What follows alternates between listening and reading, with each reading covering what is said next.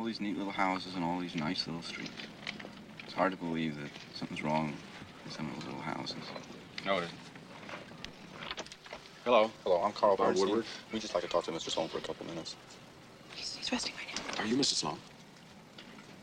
You're the two from the post, aren't you? Yes. This is an honest house. That's why we'd like to see your husband. Facing certain criminal charges that might be brought against some people that are innocent, we just feel that it would give It's him really the for his opportunity. benefit. No, it's not. No. It's not. Deborah? Tell them to come in.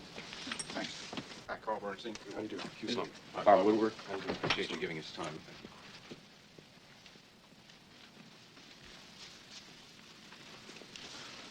You know, the reason that we're here basically is that we talked to certain people who've indicated that the reason you left the committee was because you no longer want to be a part of it. Yeah, right. Maybe there's a legitimate explanation for why the money was handed to Lydia Mitchell's aides. Try and understand this. I'm a Republican. I am too. Well, I believe in Richard Nixon. I worked in the White House for 4 years, and so did my wife.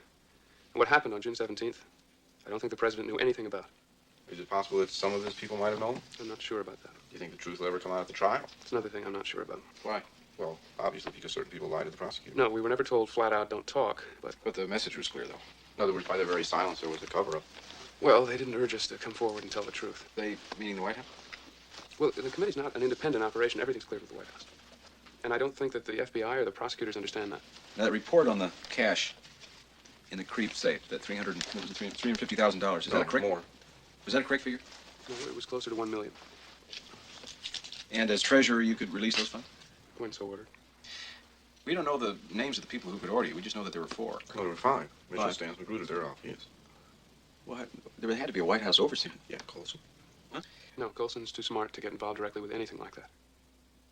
It's Haldeman. Right. I won't talk about the other two. They both worked at the White House? One of them did. The other one's not in Washington, but that's all I'll say. Back. Nixon's personal lawyer. Yeah. Right. Nixon's personal lawyer? I can't say anything. I'm sorry. Well, When's the baby due? Soon, next month. Are you going to stay here? No, I don't think so. you decide where you're going to go? I've been looking for a job in the private sector, but it's very hard. My name's been in the papers too much. You know, one thing I'm just still not completely clear about. Hmm.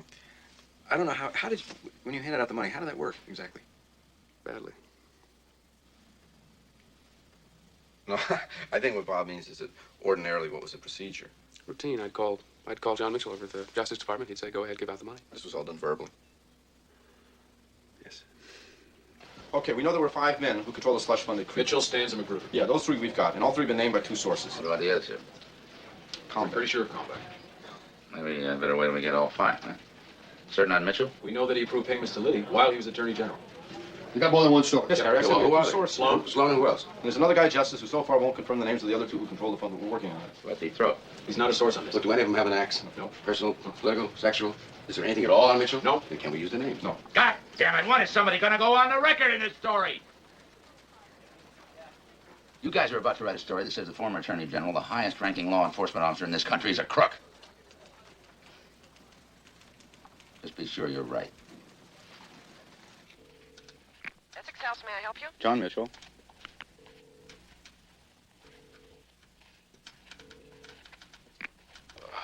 Yes. Sir, this is Carl Bernstein of the Washington Post, and I'm sorry to disturb you at this hour. Tomorrow we're running a story and in the paper, and we just think that you should have a chance to comment on it. What does it say? John N. Mitchell, while serving as United States Attorney General, personally controlled a secret cash fund that was used to gather information about the Democrats according to sources involved in the Watergate investigation. Jesus. Beginning in the spring of 1971, almost a year before he left the Justice Department to become President Nixon's campaign manager, on March 1, Mitchell personally approved withdrawals from the fund. All that crap. You putting it in the paper? Well, Look, it's all been denied. You tell your publisher. Tell Katie Graves you're going to get a tit caught in a big ring if that's published. Good Christ, that's the most sickening thing I ever heard. sir, I just wonder if I could ask you some questions. What time is it? It's 11:30, sir. 11:30. Morning or night? It's 11:30 at night, sir. Oh. Sir, the Committee to Re-elect has issued a statement to our story, but there are just a couple Did questions. the committee tell you to go ahead and publish the story? You fellas got a great ball game going. As soon as you're done, We're going to do a story on all of you. Sir, there's just a couple of questions. I'll call my law office in the morning. There was no question you properly identified yourself. Said it right at the top. Mitchell know he was talking to a reporter? Yeah, but I think I woke him up. You had good notes? Verbatim. He really said that about Mrs. Graham. Well, I'll cut the words to her tit and print it. Wow. It was a family newspaper. You know, once when I was reporting, Lyndon Johnson's top guy gave me the word. They were looking for a successor for J. Edgar Hoover. I wrote it, and the day it appeared, Johnson held a press conference and appointed Hoover head of the FBI for life. When he was done, turned to his top guy, and the president said, call Ben Bradley and tell him fuck you.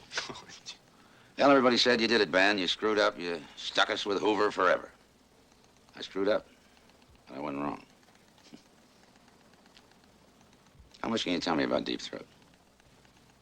How much do you need to know? You trust him? Yeah. I can't do the reporting for my reporters, which means I have to trust them. And I hate trusting anybody.